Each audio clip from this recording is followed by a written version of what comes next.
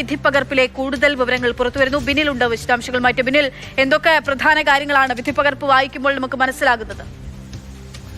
പക്ഷേ ഈ വിധിപ്പകർപ്പിൽ പ്രോസിക്യൂഷന്റെ പ്രധാനപ്പെട്ട വാദങ്ങളെല്ലാം കോടതി തള്ളിക്കളയുകയാണ്. പ്രത്യേകിച്ച് ദിലീപിനെ ഈ കേസിൽ ഉൾപ്പെടുത്തിയതുമായി ബന്ധപ്പെട്ട ഗൂഢാലോചന ആ സിദ്ധാന്തം തന്നെ കോടതി തള്ളിക്കളയുന്നു എന്നതാണ് ഈ കേസിന്റെ വിധിന്യായത്തിന്റെ പൂർണ്ണ രൂപത്തിലേക്ക് കടക്കുമ്പോൾ മനസ്സിലാകുന്നത്. അതോടൊപ്പം തന്നെ മറ്റൊരു പ്രധാനപ്പെട്ട കാര്യം, ദിലീപിന്റെ അറസ്റ്റിന് ശേഷം ദിലീപ് മൊബൈൽ ഫോൺ ഉപയോഗിച്ചിരുന്നു.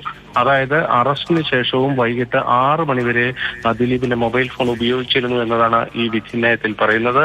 അപ്പോൾ ആ അറസ്റ്റ് നടപടിയിൽ പോലും കോടതി സംശയം രേഖപ്പെടുത്തുന്നു. എങ്ങനെയാണ് കസ്റ്റഡിയിലുള്ള ഒരാൾ ഇത്തരത്തിൽ ഫോൺ ഉപയോഗിച്ചു തുടങ്ങിയ സംശയങ്ങളും കോടതി ഉന്നയിക്കുകയാണ്. അതോടൊപ്പം തന്നെ നമ്മൾ ശ്രദ്ധിക്കേണ്ട ഒരു പ്രധാനപ്പെട്ട കാര്യമുള്ളത്, ഈ കേസിലെ പ്രധാനപ്പെട്ട പ്രതിയായി അല്ലെങ്കിൽ ഗൂഢാലോചനക്കാരനായി പ്രോസിക്യൂഷൻ ഉൾപ്പെടുത്തിയ ദിലീപിന്റെ ഈ വാദങ്ങൾ ഈ കേസിൽ പ്രധാനപ്പെട്ടതാണ്. ദിലീപ് ഉന്നയിക്കുന്നത് തന്നെ മറ്റൊരു പരാതിയുമായി ബന്ധപ്പെട്ട് തന്റെ പരാതിയുമായി ബന്ധപ്പെട്ട തെളിവുകൾ ശേഖരിക്കാൻ അല്ലെങ്കിൽ മൊഴിയെടുക്കാൻ വേണ്ടിയാണ് വിളിച്ചു വരുത്തുന്നത്. അന്നത്തെ പോലീസ് ഉദ്യോഗസ്ഥൻ റൂറൽ SP AV ജോർജാണ് താനുമായി സംസാരിക്കുന്നത്. അങ്ങനെ താൻ ഒരു സ്വകാര്യ ഗസ്റ്റ് ഹൗസിലെത്തുന്നു. അവിടെ വെച്ചാണ് തന്റെ അറസ്റ്റ് അടക്കം രേഖപ്പെടുത്തുന്നത്. ഇത് നേരത്തെ വന്നിരിക്കുന്ന ഒരു വാർത്ത തന്നെയാണ്. അത് തന്നെയാണ് ഇതിൽ പ്രധാനപ്പെട്ട വാദമായിട്ട് ഈ പ്രതിഭാഗം മുന്നോട്ട് വെച്ചാൽ പ്രത്യേകിച്ച് ദിലീപ് മുന്നോട്ട് വെച്ചിരിക്കുന്നത്. ഈ കേസിലെ ടീം ലീഡറായിട്ടുണ്ടായിരുന്നത് ദിനേന്ദ്ര കശ്യപ്, അന്നത്തെ IG ആണ്. അദ്ദേഹത്തിന്റെ സാന്നിധ്യമില്ലാതെയാണ് പല കാര്യങ്ങളും നടന്നിരിക്കുന്നത് എന്ന വളരെ ഗുരുതരമായ ആരോപണം ദിലീപ് ഈ കേസിന്റെ ഒരു ഘട്ടത്തിൽ കോടതി മുമ്പാകെ എടുത്തിട്ടുണ്ട്. അതായത് ഈ കേസിൽ അന്നത്തെ ക്രൈംബ്രാഞ്ച് ADGP ആയിരുന്ന B സന്ധ്യ, അതോടൊപ്പം തന്നെ Aluva rural SP, Ernakulam rural SP, ഈ കേസിന്റെ അന്വേഷണ ഉദ്യോഗസ്ഥനായ DYSP ബൈജു പലോസ്, ഇവരടങ്ങുന്ന ഒരു സംഘമാണ് ഇതുമായി ബന്ധപ്പെട്ട കാര്യങ്ങളിലേക്ക് പോയത് എന്നതാണ് ദിലീപിന്റെ പ്രധാനപ്പെട്ട വാദമായി ഈ കോടതി ഈ ഉത്തരവിൽ പ്രധാന ഭാഗത്ത് ചേർത്തിരിക്കുന്നത്. അതോടൊപ്പം തന്നെ നമ്മൾ വായിച്ചെടുക്കേണ്ട ഒരു പ്രധാനപ്പെട്ട കാര്യം എന്നത്, ദിലീപിന്റെ അറസ്റ്റ് അടക്കമുള്ള കാര്യങ്ങളിൽ സമയത്ത് മൊബൈൽ ഫോൺ ഉപയോഗിച്ച അടക്കമുള്ള കാര്യങ്ങൾ FSL റിപ്പോർട്ടിലൂടെ വെളിവാകുന്നുണ്ട് എന്നതാണ് ഈ കോടതി ഉത്തരവിൽ എന്റെ ഭാഗമായി ചേർത്ത് വച്ചിരിക്കുന്നത്.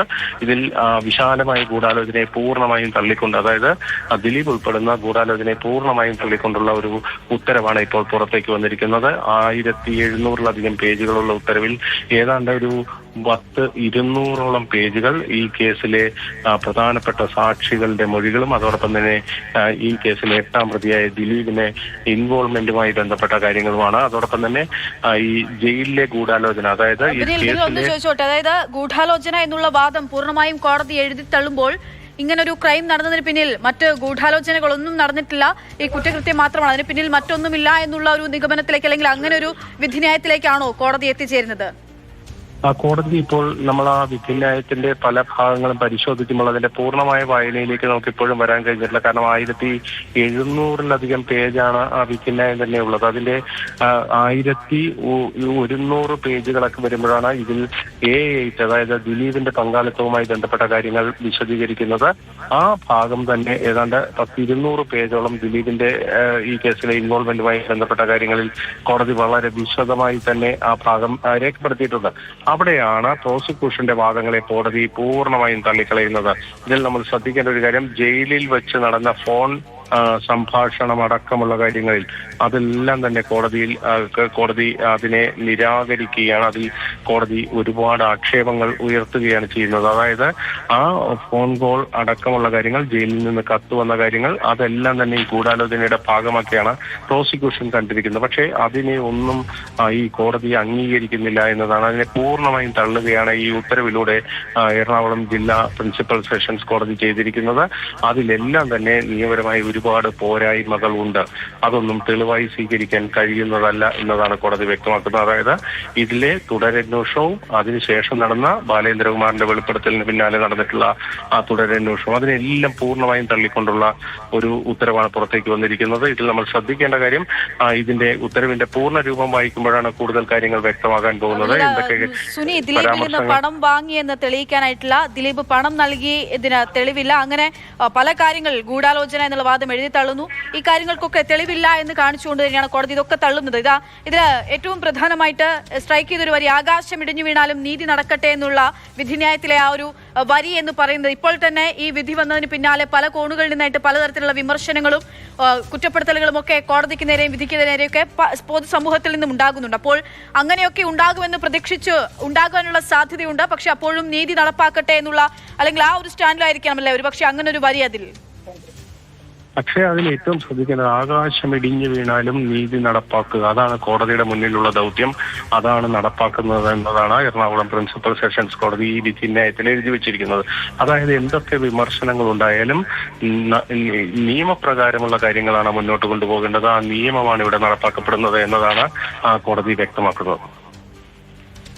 ബിനിലാണ് വിവരങ്ങൾ നൽകിക്കൊണ്ടിരിക്കുന്നത്. എന്തായാലും ഇപ്പോൾ വിധിന്യായത്തിലെ വിവരങ്ങളാണ് നമുക്കിപ്പോൾ പുറത്തേക്ക് വരുന്നത്. വിധി പകർപ്പിലുള്ള വിവരങ്ങളാണ് പ്രേക്ഷകർ മാതൃഭൂമി ന്യൂസിലൂടെ അറിഞ്ഞുകൊണ്ടിരിക്കുന്നത്. 8ാം പ്രതി ദിലീപ് ജഡ്ജിയെ സ്വാധീനിക്കാൻ ശ്രമിച്ചു എന്നായിരുന്നു സ്പെഷ്യൽ പ്രോസിക്യൂട്ടർ വാദം ഉന്നയിച്ചത്. ഒപ്പം തന്നെ 8ാം പ്രതി ദിലീപ് ആകട്ടെ പ്രോസിക്യൂഷനെതിരെയും അന്വേഷണ സംഘത്തിനെതിരെയും ആരോപണം ഉന്നയിച്ചത്. അപ്പോൾ ഗൂഢാലോചന എന്നുള്ള വാദം ഇവിടെ രണ്ടു തലത്തിലും ഗൂഢാലോചന നടന്നിട്ടില്ല. അതായത് ബിനില് ഈ ഗൂഢാലോചന വാദം എന്ന് പറയുന്നത് ദിലീപ് മുന്നോട്ട് വെക്കുന്ന ഗൂഢാലോചന വാദം, ഒപ്പം തന്നെ ഈ ക്രൈമിൽ ദിലീപ് ഉൾപ്പെടെയുള്ള ആളുകൾ ഗൂഢാലോചന നടത്തി എന്നുള്ള വാദം, അത് രണ്ടും കോടതി തള്ളുന്നു അല്ലേ?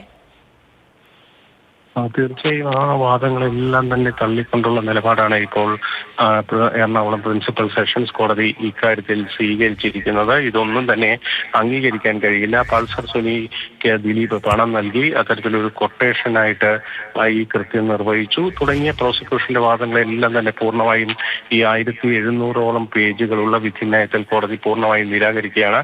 കോടതി മുമ്പാകെ പ്രോസിക്യൂഷൻ കൊണ്ടുവന്നിരിക്കുന്ന തെളിവുകളെ എല്ലാം തന്നെ കോടതി തള്ളിക്കളഞ്ഞിരിക്കുന്നു.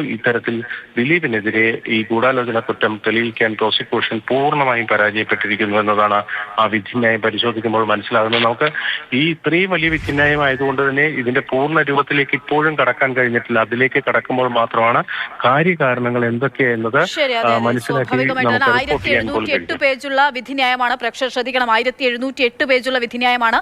ഇപ്പോൾ വരുന്ന വിവരങ്ങൾ, ഇപ്പോൾ നമ്മൾ വായിച്ചെടുക്കുന്ന വിവരങ്ങൾ അത് പ്രേക്ഷകരിലേക്ക് അപ്പോൾ അത് പങ്കുവെക്കുകയാണ്, തത്സമയം പങ്കുവെക്കുകയാണ് ചെയ്തുകൊണ്ടിരിക്കുന്നത്. കോടതിയെ പ്രോസിക്യൂഷൻ സംശയ നിഴലിൽ നിർത്തിയെന്ന് ഉൾപ്പെടെയുള്ള കാര്യങ്ങൾ ഈ വിധിന്യായത്തിൽ വിമർശനങ്ങൾ ഇപ്പോൾ പ്രോസിക്യൂഷന് നേരെ കോടതി മുന്നോട്ട് വെക്കുകയും ചെയ്യുന്നുണ്ട്.